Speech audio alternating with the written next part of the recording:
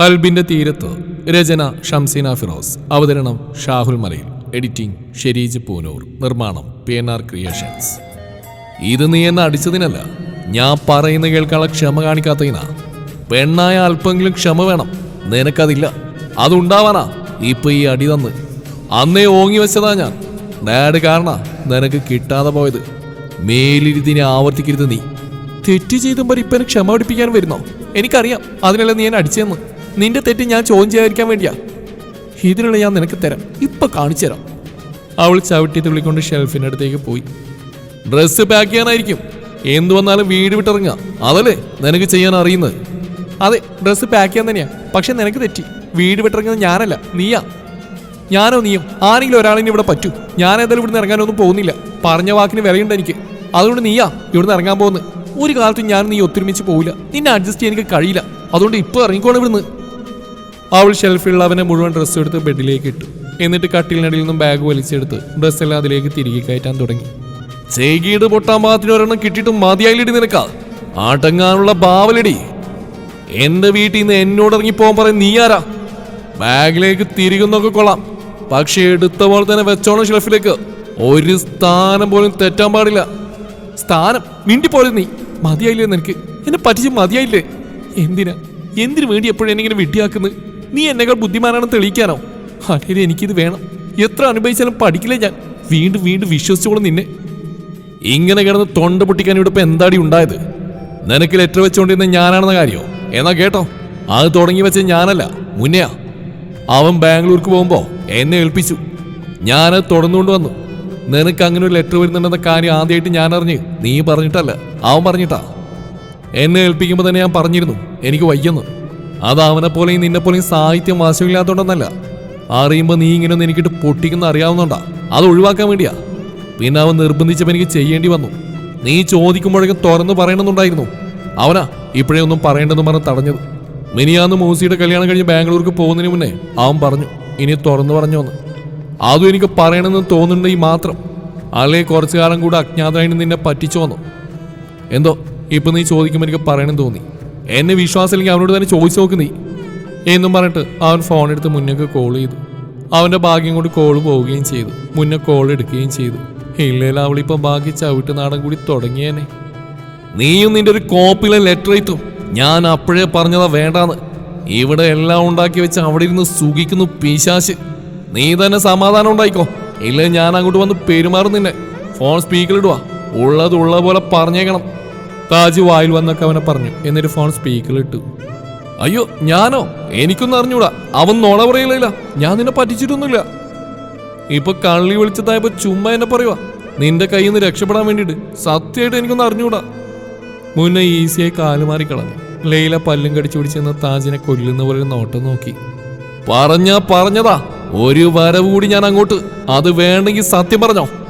എടാ ഇപ്പൊ തന്നെ എന്റെ ഒരു കവിള് പുകഞ്ഞു, ഇനി മറ്റേതും കൂടെ പോക്കാൻ വയ്യ. ഒരുമിപ്പിച്ചിട്ട് പോയത് അകറ്റാനുള്ള പണിയുണ്ടാക്കി വെച്ചിട്ടാണോടാ സാമദ്രോഹി. ഒന്ന് സത്യം പറയടാ ശവമേ. എന്റെ താജ്, നീ ഇത്രയേ ഉള്ളോ? ഒന്ന് കിട്ടിയാൽ തിരിച്ച് 2 എണ്ണം കൊടുക്കണം, അതല്ലേ നിന്റെ പോളിസി? വേറെ വല്ലവർക്കായെങ്കിൽ കൊടുക്കായിരുന്നു. ഇതിപ്പോ കൊടുക്കുമ്പോ നോന്ന് എനിക്കല്ലേ. അതുകൊണ്ട് ഒന്നിൽ തന്നെ നിർത്തി. ഇപ്പൊ തുല്യ നിലയിലാ ഉള്ളത്. അടുത്ത വെടിക്കെട്ട് തുടങ്ങിയതിന് മുമ്പ് നീ ഉള്ളത് പറയാൻ നോക്കടാ. ശരി, ഞാൻ കാരണം ഒരു വഴക്ക് വേണ്ട നിങ്ങൾക്കിടയിൽ. ഇല്ല, അവൻ പറഞ്ഞ സത്യം.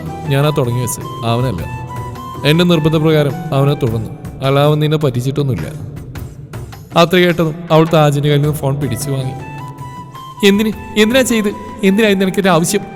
എന്റെ സുഹൃത്തായി എൻ്റെ ഒപ്പം നിനക്ക് നേരത്തെ തന്നെ എന്റെ ജീവിതത്തിൽ ഒരു അജ്ഞാതനായി മാറേണ്ട ആവശ്യം എന്തായിരുന്നു നിനക്ക്? വിഡ്ഢിയാക്കാൻ നോക്കിയതാണോ? നീ എപ്പോ തൊട്ടാ ഇങ്ങനെ ആയത് മുന്ന? നിന്റെ ചോദ്യങ്ങൾക്കൊക്കെ ഒരു ഉത്തരവുള്ള ലൈല. നിനക്ക് വേണ്ടിയാ ചെയ്ത്. റമിയോടുള്ള നിന്റെ പ്രണയം അസ്തമിച്ച് പോകാനും പകരം ആ മനസ്സിൽ പുതിയൊരു പ്രണയം മുട്ടിടാനും. ഇപ്പം നീ അത് അറിഞ്ഞതിൽ എനിക്ക് പേടിക്കാനൊന്നുമില്ല. കാരണം നിന്നെയുള്ള എൻ്റെ ലക്ഷ്യം പൂർത്തിയായിരിക്കുന്നു. ഇന്ന് നിന്റെ മനസ്സിൽ റമിക്ക് പകരം താജുണ്ട്. അവനോട് പ്രണയമുണ്ട്. ഇനി നിന്റെ പേരിൽ അവനോട് ഉടക്കിയിട്ട് വീട് വിട്ടു പോകാനാണ് നിന്റെ ഉദ്ദേശമെങ്കിൽ പിന്നെ നീ പോയെടുത്ത് കിടക്കും. ഒരു കാലത്ത് ഞങ്ങൾ നിന്നെ തിരിഞ്ഞു നോക്കില്ല. അവിടെ മറന്നോണം നീ ഞങ്ങളൊക്കെ. കേട്ടോ മിസ്സിസ് സാമൻ താജ്? മുന്നേക്ക് ചിരി വരുന്നുണ്ടായിരുന്നു, പക്ഷെ പുറത്ത് കാണിച്ചില്ല. ഗൗരവത്തിൽ തന്നെ സംസാരിച്ചു. അവളൊന്നും മിണ്ടിയില്ല. ഒന്ന് അമർത്തി മൂളിയിട്ട് ഫോൺ താജിന്റെ കയ്യിൽ കൊടുത്തു. എടാ പിന്നെ വിളിക്കാം, ഈ ചീറ്റപ്പുലിയൊന്നും മെരിക്കട്ടെ. പറഞ്ഞത് ഫോണിലാണെങ്കിലും അവന്റെ നോട്ടവും ചിരിയുമെല്ലാം അവളുടെ മേലെയായിരുന്നു. അവൾ ബെഡിലേക്ക് അമർന്നിരുന്ന് ദേഷ്യം മുഴുവൻ പില്ലോയിൽ ഞെക്കിയും ഇടിച്ചും തീർത്തു. എന്തേടി നിന്റെ ദേഷ്യം മാറിയില്ലേ? ഇനിയും തള്ളണോ നിനക്കെന്നെ? അവൻ ഫോൺ പോക്കറ്റിലേക്കിട്ട് അവിടെ മുന്നിൽ വന്നിരുന്നു. ആ വേണം എടി. അവന്റെ കൈ പൊങ്ങിയതും അവൾ വേണ്ടാന്നും പറഞ്ഞ് രണ്ട് കവിളും കൈവച്ച് പൊത്തിപ്പിടിച്ച്. അപ്പൊ പേടിയൊക്കെ ഉണ്ട് അല്ലേ? അവൻ ചിരിച്ചുകൊണ്ട് കൈ താഴ്ത്തി. നിന്നെ പേടിയില്ലെങ്കിലും നിന്റെ അടി എനിക്ക് നല്ല പേടിയുണ്ട്. എന്താ അടിയാണ് തന്റെ അടിച്ചത്? മുഖത്തിന്റെ ഷേപ്പ് മാറിയെന്നാ വിചാരിച്ച്. ആടിയ ഭാഗ്യം കൊണ്ട് ഉണ്ടായില്ല. ചുണ്ട് വേദനിച്ചിട്ട് വയ്യ. ഇതൊക്കെ നീ അനുഭവിക്കണം. വല്ല പോലീസ് സ്റ്റേഷൻ പോയി ശാരീരിക പീഡനത്തിന് ഞാൻ കേസ് കൊടുക്കാൻ വേണ്ട. അവൾ ചുണ്ടിൽ വിരൽ വെച്ച് എരിവ് വലിച്ചു. അപ്പൊ ഞാനെന്തേടി ജീവനുള്ളതല്ലേ? ഞാൻ ഏത് വിഭാഗത്തിൽ പോയിട്ടാ കേസ് കൊടുക്കേണ്ടത്? അതിന് നിനക്ക് വേദനിച്ചില്ലല്ലോ. ഈ ഇരിക്കൽ പോലത്തെ കൈയും വെച്ച് ഞാനൊന്ന് അടിച്ചാ നിനക്കത് എവിടെ ഏശാനാ? അത് സത്യ, നിന്റെ അടി എനിക്ക് എവിടെ ഏശിയിട്ടില്ല. ഇത്തിരി പോലും വേദനിച്ചിട്ടില്ല. അത് പക്ഷേ അന്ന് നല്ലപോലെ വേദനിച്ചിരുന്നു. അന്നാണ് നീ ഡയലോഗ് പറഞ്ഞിരുന്നെങ്കിൽ നിന്നെ ഞാൻ ഒലക്ക വെച്ച് അടിച്ചേനെ. അപ്പൊ ഇന്ന് വേദനിച്ചില്ലേ? വേദനിച്ചിരുന്നെങ്കിൽ അന്ന് അതേ മരുന്ന് ഇന്നും തരാന്ന് വിചാരിച്ചായിരുന്നു. അപ്പൊ ഇന്ന് അതിന്റെ ആവശ്യമില്ല. അവൾ കുസൃതിയായി ചിരിച്ച് ഒന്ന് സൈറ്റ് അടിച്ച് കാണിച്ച്. ഓഹോ, അപ്പൊ അത് പറ. നീ എന്നെ ഉമ്മോക്കാൻ കാത്തു നിൽക്കുമായിരുന്നല്ലേ? അതിന് ചാൻസ് കിട്ടുമെന്ന് കരുതിയാണല്ലേ അടിച്ചത്? അയ്യടി മോളെ, നിന്റെ മനസ്സിലിരിപ്പൊക്കെ കൊള്ളാം. പക്ഷേ നോട്ട് വാക്കിംഗ്. എന്ത് നടക്കില്ല? അനാവശ്യം പറയാണ്ടല്ലോ, പോടാ അവിടുന്ന്. അവൾ അവനെ പിടിച്ച് തള്ളി. ഏതായാലും മരുന്ന് തരാൻ ഉദ്ദേശിച്ചല്ലേ? വേദന ഉണ്ടോ ഇല്ലെന്ന് നോക്കണ്ട. കഴിഞ്ഞ തവണ വേദന ഡബിളായിരുന്നു, അതിൽ കൂട്ടിയാൽ മതി. അവൻ അവിടെ രണ്ട് കൈയും പിടിച്ചു വെച്ച് ദേഹത്തേക്ക് ചേർത്തിരുത്തി. അയ്യടാ ഇപ്പൊ കിട്ടും, കാത്തിരുന്ന മോൻ. അവൾ അവന്റെ പിടി വിടിവിച്ച് എഴുന്നേറ്റ് പോകാൻ നോക്കി. അവൻ വിട്ടില്ല. അവളെ തന്നോട് ചേർത്ത് തന്നെ ഇരുത്തി. നീ തരുന്നില്ലെങ്കിൽ വേണ്ട, ഞാൻ തരാം. ഞാനും അടിച്ചല്ലോ നിന്നെ. അവനൊരു കള്ളച്ചിരിയോടെ പറഞ്ഞു. ആ ചിരി അവളുടെ മുഖത്തേക്കും വ്യാപിച്ചു. അത് തനിക്കുള്ള സമ്മതമാണെന്ന് അവന് മനസ്സിലായി. പതിയെ ചുണ്ടുകൾ അവളുടെ മേൽ ചുണ്ടിലേക്ക് അമർത്തി ഒരു മുത്തം കൊടുത്തു. പുലി പോലെ വന്നവളാ ഈ പെലി പോലെ ഇരിക്കുന്നത്. അവന്റെ വിരലുകൾ അവളുടെ കവിളിൽ തഴുകി നടന്നു. അവൾ ചിരിച്ചുകൊണ്ട് അവന്റെ കൈ തട്ടി മാറ്റിക്കളഞ്ഞ് എഴുന്നേറ്റ് പോയി. അവൾക്ക് മാത്രമല്ല, അവനും ചിരിയായിരുന്നു. കണ്ണുകളിലും ചുണ്ടുകളിലും ചിരി നിറഞ്ഞു നിന്നു. എടാ, രാത്രി ഭക്ഷണം കഴിക്കാൻ വേണ്ടി വിളിക്കാൻ ചെല്ലുമ്പോൾ അവനെന്തോ ആലോചിച്ചിരിക്കുന്ന കണ്ട് അവൾ അവന്റെ ചുമലിൽ തട്ടി വിളിച്ചു. എന്നാലും എന്ത് കരുതിയിട്ടാ നീ എന്നെ അടിച്ചത്? എങ്ങനെ നിനക്കതിന് ധൈര്യം വന്നടി? ഹൈ, ഇത് നല്ല കഥ. നീ ഇതുവരെ വിട്ടില്ല. അത് ഇപ്പോഴും അത് ഓർത്തുകൊണ്ടിരിക്കുകയാണോ? ഞാൻ ചോദിച്ചതിന് മറുപടി എന്ത് പറയാൻ? ധൈര്യത്തിന് എനിക്കൊരു കുറവില്ലെന്ന് എനിക്കറിയാലോ. പിന്നെ അടി അന്ന് അടിച്ച പറഞ്ഞത് ഇപ്പോഴും പറയാനുള്ളൂ. നിന്റെ കയ്യിലിരിപ്പിന് കിട്ടുന്നതാ. നിനക്ക് നേരത്തെ കാലത്ത് കാര്യങ്ങൾ പറയുന്നതാ. ഒന്നും പറയില്ല. എന്നെ എത്രയിട്ട് വട്ടുവെളുപ്പിക്കാൻ പറ്റുമോ അത്രയും ചെയ്യും. ദേഷ്യം വരുമ്പോൾ എനിക്ക് നിയന്ത്രണം പോകുന്നു നിനക്കറിയാത്തൊന്നല്ലല്ലോ. ഇന്നും പോയി അങ്ങനെ പറ്റിയതാ. അപ്പോൾ ദേഷ്യം വരുമ്പോഴൊക്കെ നീ എന്നെ അടിക്കുകയോ? എന്താ സംശയം? എന്നെ ദേഷ്യം പിടിപ്പിക്കുന്നൊക്കെ നീയാ. അപ്പം ഞാനാ ദേഷ്യം നിനക്ക് നിന്റെ മേലെയായിരിക്കും. അതിൽ നിനക്കൊരു സംശയം വേണ്ട. എടാ കെട്ടിയെന്നമ്മാടി എൻ്റെ കയ്യിൽ നിന്നല്ലേ, വേറെ പെണ്ണിൻ്റെ കയ്യിൽ നിന്നല്ലല്ലോ. എൻ്റെ തല്ലല്ലാണ്ട് വേറെ ആരുടെ തല്ല നീ കൊള്ളേണ്ടത്? ഞാനല്ല വേറെ ആരാ നിന്നെ തല്ലേണ്ടത്? ആരും തല്ലിയില്ല. അതിന് നീയും സമ്മതിക്കില്ല, ഞാനും സമ്മതിക്കില്ല. അതുകൊണ്ട് ദേഷ്യം വന്നാൽ ഞാൻ എനിക്ക് തോന്നുക ചെയ്യും. അത് തല്ലോ ചവിട്ടോ കൊലയോ എന്തോ അതൊക്കെ സഹിക്കാൻ പറ്റിയേ മതി. ഇല്ലെങ്കിൽ എന്നെ എൻ്റെ വഴിക്ക് പറഞ്ഞു വിട്ടേക്ക്. നിനക്ക് സ്വസ്ഥമായിട്ട് കഴിയാം. ഓ അങ്ങനെയാണല്ലേ? അപ്പോൾ സ്നേഹം വന്നാലോ? നേരത്തെ നീ പറഞ്ഞില്ലേ എലിയാണെന്ന്. സ്നേഹം വന്നാൽ അതുപോലെ എലിയെപ്പോലെ നിന്നോട് പതുങ്ങി നിന്റെ ചൊൽപ്പടിക്കുണ്ടാവും. സത്യമാണോ?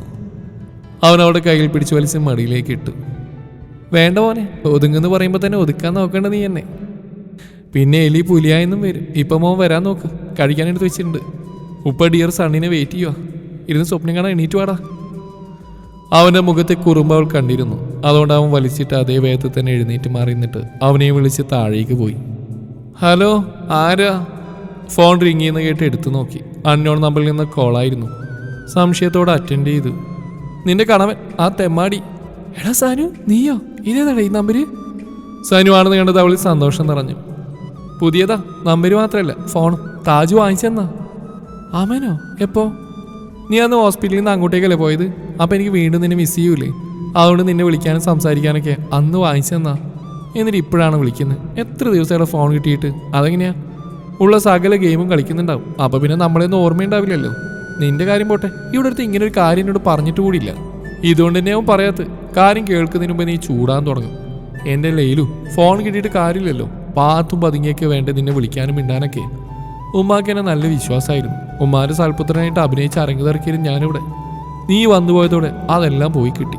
ഇപ്പം എന്നെ തീരെ വിശ്വാസമല്ല. എന്തിന്? കണ്ണിന് കണ്ടുകൂടാ. എപ്പോഴും ഞാൻ നിന്റെ ഭാഗത്താണെന്ന് പറഞ്ഞ ഒരേ വഴക്കുവടി തന്നെ. സജൂഖാനെ ജയിലാക്കിയത് തന്നെയാണ് ഉമ്മാൻ്റെ പ്രധാന പ്രശ്നം. ഇക്കണക്കിന് പോയ ഉമ്മ നിനക്ക് കലക്കി വെച്ച പോലെ ഒരു വിഷം ഞാൻ ഉമ്മാക്ക് കലക്കി വെക്കും. അയ്യോ, നീ അത്രക്കും ചിന്തിക്കല്ലേ. ഒന്നുമില്ലെങ്കിലും നിന്റെ ഉമ്മയല്ലേ, വേണ്ടാത്തതും ചെയ്തു വെക്കല്ലേ കേട്ടോ. ഞാൻ എത്ര വിളിച്ചതാ ഇങ്ങോട്ടേക്ക്, വന്നില്ലല്ലോ നീ. ഇപ്പോഴും നിനക്ക് വരാം. ഞാൻ അവനെ പറഞ്ഞേക്കാം, നീ വാ അവൻ്റെ കൂടെ. അവന് സന്തോഷമാവും നീ വന്നു. എന്തിനാ വെറുതെ അവിടുന്ന് അവരുടെ കയ്യിലും വായിലൊക്കെ മേടിച്ചു കൂട്ടുന്നത്? അങ്ങോട്ട് വരാൻ ഞാൻ കണ്ടീഷൻ പറഞ്ഞു താജിനോട്. അതിപ്പോൾ ഏകദേശം ഓക്കെ ആയെന്ന് തോന്നുന്നു. എന്നാൽ ഇപ്പം ഞാൻ വരുന്നില്ല ലൈലു. നീ ഇവിടുന്ന് പോയപ്പോൾ നിന്റെ കമ്പനി മറിച്ചു വെക്കാൻ നോക്കിയവരാ ഉമ്മയും മോനും. ഇനി ഞാൻ കൂടെ ഇവിടുന്ന് പോയിട്ട് വേണമായിരിക്കും ഇവർക്ക് ഈ വീട് കൂടെ വിറ്റു തുലക്കാൻ. താജ് അത്ര വലിയ മണിച്ചിത്രത്തായിട്ട് പൂട്ടിയെന്ന് പറഞ്ഞിട്ട് കാര്യമില്ല. എൻ്റെ ഉമ്മയാള് അറിയാലോ, പണത്തിന് വേണ്ടി എന്തും ചെയ്തു കൂട്ടും. അതുകൊണ്ട് ഞാനിവിടെ വേണം. ഇവിടെ നീക്കങ്ങളൊക്കെ അറിയാലോ.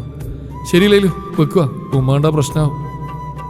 അവൾക്ക് സംസാരിച്ച് മതിയായില്ലായിരുന്നു. പിന്നെ അവൻ ആ പെണ്ണുമ്പിള്ളയുടെ കയ്യിൽപ്പെട്ട് പോകണമെന്ന് കരുതി വെക്കുവാണെന്ന് പറയുമ്പോൾ ഒന്നും മൂളിയിട്ട് സമ്മതിച്ചു. ഫോൺ വെച്ചൊന്നും ചെയ്തുകൊണ്ടിരുന്ന ജോലി പോലും അവിടെ വിട്ടിട്ട് അവൾ താജിനെയും തിരഞ്ഞുകൊണ്ട് പോയി. സെറ്റിൽ കിടന്ന് TV കാണുന്ന അവൻ ഒരു നിലവിളി കേട്ടിട്ടാണ് തിരിഞ്ഞു നോക്കിയത്. സ്റ്റെയറിൽ നിന്ന് കാലുമറിഞ്ഞ് നിലത്ത് ഊരയും കുത്തി വീണെടുക്കുന്ന അവളെ കണ്ട് അവന് ചിരി അടക്കാനായില്ല. തുടങ്ങി തലങ്ങും വിലങ്ങും ചിരിച്ച് മറിയാൻ. ചിരിക്കുന്നു തെണ്ടി, വന്ന് പിടിക്കടാ ഉമ്മാന്റെ നടു തുടമേലായേ. നടുവ് അമൃത്തി പിടിച്ച് കരയുന്നതിൻ്റെ ഇടയിലും അവനെ നോക്കി കണ്ണുരുട്ടാൻ മറന്നില്ല അവൾ. വേദന കാരണം അവളുടെ മുഖം ചുളിഞ്ഞിരുന്നു. പിന്നെ അവൻ ചിരിക്കാനൊന്നും നിന്നില്ല. വാ വാ എണീക്ക് എന്നും പറഞ്ഞ് അവളുടെ നേരെ കൈ നീട്ടി. അവൻ്റെ കൈ പിടിച്ച് എണീക്കാൻ നോക്കിയതും നടുവിൽ നിന്ന് ഉളുക്കിയ പോലൊരു വേദന വന്നു. അവൾ അപ്പോൾ തന്നെ അവൻ്റെ കയ്യിൽ വെച്ച കൈ പിൻവലിച്ചിട്ട് നടു അമർത്തി പിടിച്ച് ഉമ്മ ഉപ്പ എന്നൊക്കെ വിളിച്ച് അലറിക്കരയാൻ തുടങ്ങി. അവനൊന്നും നോക്കിയില്ല. അവളെ കോരിയെടുത്ത് കൊണ്ടുപോയി സെറ്റിയിൽ ഇരുത്തി. എവിടെ നോക്കിയാണ് നടക്കുന്ന നീ? ഏത് നേരം നോക്കിയാലും ഓട്ടവും ചാട്ടവും. നിന്നെ വല്ല സർക്കസിലും കൊണ്ടുപോയി ഇടുക വേണ്ടത്. മിണ്ടരുത്, നീ കാരണം ഞാനിപ്പോൾ വീണ്. നിന്നോട് ആനസാനുവിന് ഫോൺ വാങ്ങിക്കൊടുക്കാൻ പറഞ്ഞ് ഞാൻ പണ്ടേ പറഞ്ഞിട്ടുള്ള. ഒപ്പം കൂട്ടുകൂടി നിന്റെ സ്വഭാവം പഠിപ്പിച്ച് കൊടുക്കരുത് അവനെന്ന്. കുട്ടികളെ വഷളാക്കാൻ നിന്നെ കഴിഞ്ഞിട്ടേ ആളുള്ളൂ. വാങ്ങിച്ചു കൊടുത്തോ പോട്ടെ. എന്നൊരു വാക്ക് പറഞ്ഞു. ഇത്രയും ദിവസമായില്ലേ, ഒന്ന് പറഞ്ഞു നീ അതിനെക്കുറിച്ച്. ഇപ്പോൾ അവൻ പറഞ്ഞപ്പോൾ ഞാൻ അറിഞ്ഞു. ഇല്ലെങ്കിലോ? അവൾ അവനെ നോക്കി കൊല്ലാൻ തുടങ്ങി. അതിനാണോ ഈ ഓടി വന്ന് വീണത്? അവളുടെ നോട്ടം ദേഷ്യം കണ്ട് അവന് ചിരി വരുന്നുണ്ടായിരുന്നു. ഞാൻ സീരിയസ് ആയിട്ട് കാര്യം ചോദിക്കുമ്പോൾ കളിയാക്കാൻ നല്ലണ്ടല്ലോ. എന്തിനോട് പറയാഞ്ഞേ? ഞാൻ എന്ത് ചെയ്താലോ നിന്നോട് പറയണമെന്നുണ്ടോ? ഉണ്ട്, നീ എന്ത് ചെയ്യുന്നുണ്ടെങ്കിലും അതെനിക്കറിയണം. എന്നോട് പറയണം. അതിനുള്ള അവകാശം എനിക്കുണ്ട്. ഞാൻ നിന്റെ ഭാര്യ, അത് മറക്കണ്ട. ഇപ്പോഴും ഒറ്റത്തടിയെന്നല്ലേ നീ? നിനക്ക് തോന്നുന്നു മാത്രം ചെയ്ത് ജീവിക്കാൻ. ഓ, ഭാര്യയാണോ? അത് ഞാൻ മറന്നു. മറക്കും. അല്ലെങ്കിൽ നിനക്കെന്നെ ഓർക്കാൻ എന്നോട് കാര്യങ്ങൾ പറയാൻ എനിക്ക് എവിടെയാ നേരം? 24 മണിക്കൂർ ആ സാനി മിർസയുടെ ഓർമ്മയല്ലേ? അവളെ ഓർത്തിരിക്കുന്ന ആളെ നിന്റെ മെയിൻ പണി. ഇന്നലെ രാത്രി ഞാൻ കണ്ടു നീ ചിന്താവിഷ്ണനായി ഇരിക്കുന്നു. ഞാൻ വന്ന് വിളിക്കുമ്പോൾ അവൾ ഓർത്തിരിക്കുന്നതാണെന്ന് പറയാൻ പറ്റില്ലല്ലോ. അതുകൊണ്ട് അടിയുടെ കാര്യം ചോദിച്ചു. അഭിനയിക്കാൻ എന്നെ പറ്റിക്കാനൊക്കെ നല്ല കഴിവാ നിനക്ക്. അവളെന്താ പറയുന്നെന്ന് അവനെന്നല്ല, അവൾക്ക് എന്നെ മനസ്സിലായി കാണില്ല. ഇല്ലാത്തൊരു ലോഡ് കാര്യങ്ങളുണ്ടാക്കി പറഞ്ഞ് അവനോട് ദേഷ്യപ്പെട്ടുകൊണ്ട് അവനെ ദഹിപ്പിച്ചുകൊണ്ടിരുന്നു. പ്രേമിക്കുമ്പോഴും കെട്ടുമ്പോഴും വിചാരിച്ച ഒടുക്കത്തെ പെർഫെക്റ്റാ നീയെന്ന്. കംപ്ലീറ്റ് നെട്ടുമ്പോട്ട് ലൂസാണെന്ന് പിന്നെയാ മനസ്സിലായത്. വേദന ഉണ്ടേ പോയി വല്ല മരുന്നെടുത്ത് വെക്കടി, അല്ലാണ്ട് എന്നെ കടിച്ചീറാൻ നോക്കിയല്ല വേണ്ടത്. പിന്നെ സനുവിന് ഫോൺ വാങ്ങിച്ചു കൊടുത്ത കാര്യം വഷളാക്കാൻ വേണ്ടിയല്ല, നല്ല ഉദ്ദേശത്തോടെ തന്നെയാ കൊടുത്ത്. നിനക്ക് അവനെ നിന്നെയും മിസ് ചെയ്യാണ്ടിരിക്കാൻ വേണ്ടി. നീ വളർത്തിയ ചെക്കനല്ലേ, അതുകൊണ്ട് ഫോണല്ല. ഈ ലോകം തന്നെ കൈവേളയിൽ കിട്ടിയാലും വഴിതെറ്റി പോവില്ലവൻ. അതുകൊണ്ട് ആ കാര്യത്തിൽ നീ പേടിക്കണ്ട. അന്ന് എന്നെ പറയണമെന്നുണ്ടായിരുന്നു, നീ കാരണം പറയാത്തത്. എന്നെ കാണുമ്പോൾ തന്നെ വേണ്ടാത്ത ആരെ കാണുന്ന പോലെയല്ലേ ഒഴിഞ്ഞു മാറിയൊക്കെ നടന്ന്. പിന്നീട് ഞാൻ ആ കാര്യം മറക്കുകയും ചെയ്തു. അല്ലാണ്ട് നിന്നെയോ നീ എൻ്റെ ഭാര്യയാണെന്ന കാര്യമൊന്നും മറന്നിട്ടല്ല. കേടോടി വേട്ടൊക്കെ. അവളുടെ തലക്കിട്ടൊരു കൊട്ടുകൊടുത്തിട്ട് അവനവൻ്റെ പാട് നോക്കിപ്പോയി. അവളാണെങ്കിൽ എണീറ്റൊരു കൈ കൊണ്ട് നടുവും പിടിച്ച് മറ്റേ കൈ കൊണ്ട് കാൽമുട്ടൊഴിഞ്ഞ് ഹാ ഓ എന്നൊക്കെ പറഞ്ഞ് എരിയും വലിച്ചുകൊണ്ട് റൂമിലേക്ക് വിട്ടു. അവൻ മുന്നേ വിളിച്ചിരുന്നു, എന്തോ മെസ്സേജ് അയച്ചിട്ടുണ്ടെന്ന് നോക്കാൻ പറഞ്ഞു. കുളി കഴിഞ്ഞ് തലയും തോർത്തിക്കൊണ്ട് ബാത്റൂമിൽ നിറങ്ങുന്ന അവൻ്റെ അരികിലേക്ക് അവൾ അവൻ്റെ ഫോണുമായി വന്നു. ആ ഇങ്ങതാ അവൻ ടവൽ അവളുടെ കയ്യിൽ കൊടുത്തിട്ട് അവളുടെ കയ്യിൽ നിന്ന് ഫോൺ വാങ്ങിച്ച് വാട്സാപ്പ് ഓപ്പൺ ചെയ്ത് നോക്കി. എന്ത് മെസ്സേജാ? അവളും ഫോണിലേക്ക് നോക്കി. ഒന്നുമില്ല, നാളെ നമ്മൾ ബാംഗ്ലൂർക്ക് പോകും. മമ്മ ഇപ്പോൾ എവിടെയാണ് താമസിക്കുന്നത് അന്വേഷിക്കാനും ആ സ്ഥലത്തിൻ്റെ അഡ്രസ്സ് സെൻഡ് ചെയ്യാനും പറഞ്ഞിരുന്നു ഞാൻ അവനോട്. അവൻ അന്വേഷിച്ചു, താമസമൊന്നും മാറിയിട്ടില്ല. പഴയ അഡ്രസ്സ് തന്നെയാണെന്ന് അവൻ പറഞ്ഞു. ആ അഡ്രസ്സ് അയച്ചിട്ടുണ്ട്. അത് എന്നോട് ചോദിച്ചാൽ മതിയായിരുന്നല്ലോ, ഞാൻ പറഞ്ഞിരുന്നില്ലേ? അതിന് ഇപ്പോഴും അവിടെ തന്നെയാണ് താമസം ഉറപ്പൊന്നുമില്ലായിരുന്നല്ലോ. അവൻ അന്വേഷിച്ചപ്പോൾ അറിഞ്ഞ്. നീ കണ്ടിട്ടുണ്ടോ എൻ്റെ ഉമ്മയെ? ഒരു വട്ടം കണ്ടിട്ടുണ്ട്. റെമിന് വീട്ടിൽ കൊണ്ടുപോയിരുന്നു ഉമ്മയെ പരിചയപ്പെടുത്താൻ വേണ്ടി. പക്ഷേ എന്തോ പക്ഷിയിൽ നിർത്തിക്കളഞ്ഞ്. അവൻ നെറ്റി വിളിച്ച് അവളെ നോക്കി. തുടരും ഈ കഥയുടെ ബാക്കി ഭാഗം നാളെ ഇതേ സമയം.